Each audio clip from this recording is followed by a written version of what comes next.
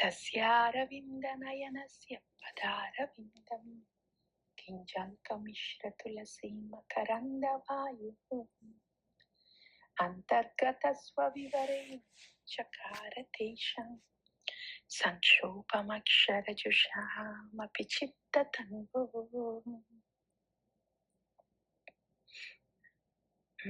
चेतो दर्पणमार्जनं भवमहादावाग्निर्वापनम्. This is all internal, so Shri Harinam Prabhu. Cheto Darpanamarjanam Bhavamahadavagni Nirvapanam Shreya Kairava Chandrika Vitaranam. Wow, what a potency, what a potency, Shri Harinam Prabhu. Tava Swalpa Spurti Hovyam Ugranami Ugratapi Dure Jaya Linga Banga Hoyanaya Se. What a potency. Just a ray of ray from Shri Harinam Prabhu can destroy the subtle body. It means the miseries are all gone. It's all gone. But we have to look at Shri Harinam Prabhu for who he is. He can do, he does it all, from Cheto Darpanamarchanam to Sarvat Snapanam. Cheto Darpanamarchanam Bhavamahadavagni Nirvapanam Shreya Kairava Chandrika Vitaranam Vidyavadhu Jeevanam Anandambudhivartanam Pratipadam Purnamrita Swadanam Sarvatma Snapanam Param Vijayate Sri Krishna Sankirtanam. Holding tight the lotus feet of Sri Guru with love. Then the bhajan of Nam Prabhu happens with ecstasy. Nam Namakari Bahudam Nija Sarva Shakti Statrarpitani Tasmaranena Kalam Etadrishi Tava Kripa Bhagavan Mamapi Durtaiva Metrishamiha Janina Nuragam Rinatapi Sunichena Tarorivasahishna Amani Namanadena Kirtaniya Sadam Hari. The whole Sri Sikshashtakam is like honey in the jar. We will remain outside the jar and thinking, how wonderful this is. Until we take the shelter of the Sandhini Shakti. The dust of the lotus feet of Mahat Bhakta Sadhu Guru. Those are the rays of Sandhini Shakti.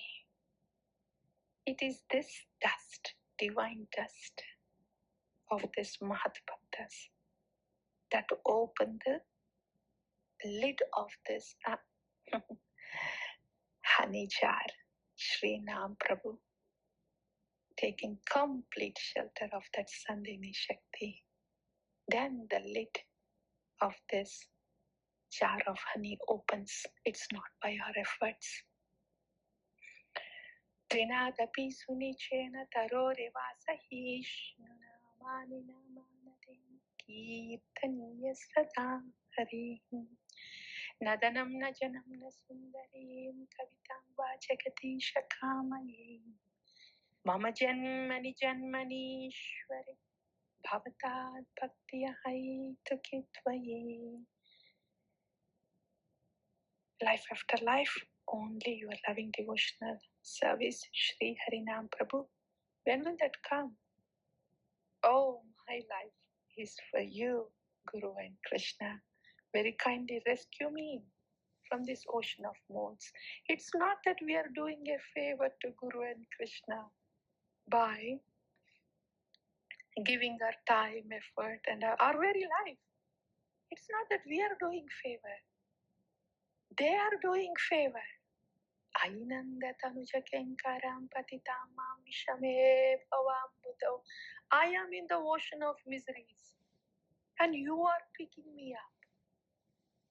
You are picking me up, and you are placing me as a dust particle, saffron dust particle at the lotus feet of Nanda Tanuja Krishna. We are not doing any favor to them by serving them. They are doing a great favor to us by picking us from this miserable modes and placing us dust particle at the lotus feet of Nanda Tanuja Krishna. Nayanam galadashrudharaya vadanam gadgadarutthaya giram pulakair nichitair vapukadam tava nama grihane bhavishyati yugayitam nimishena chakshusha pravarshyayitam shunyayitam jagat sarvam govinda virahena. It's the mercy that is sustaining us. What would happen to us without that mercy? Even for a moment, we cannot sustain. Aslishyavam padaratam pinastumam adarshanam marmahatam karotuvam yada tatha vidadhata ulampato matprananathastu sayevana paraha. He Pranatha, Gopinatha, Shri Harina Prabhu. Hare Krishna, Krishna Krishna, Hare Hare. Hare Rama, Rama Rama, Hare Hare. Love for you, please. Not the lust away from you, but love for you. Shri Harina Prabhu. Whoever hears or recites this Shri Sikshashtakam given by Sriman Chaitanya Mahaprabhu, their love and devotion for Krishna will increase day by day.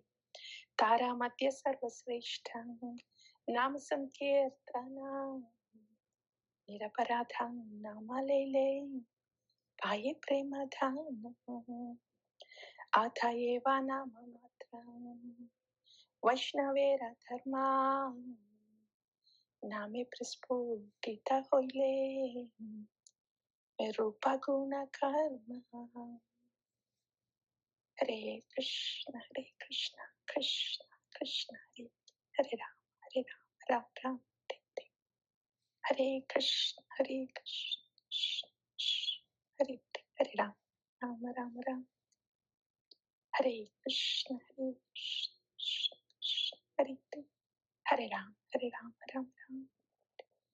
प्रेम से को श्री कृष्ण चैतन्य प्रभु नित्यानंद श्री अद्वैत श्रीवासादि श्री हरिनाम प्रभु की जय, श्री शिक्षाष्टकम की जय, आचार्य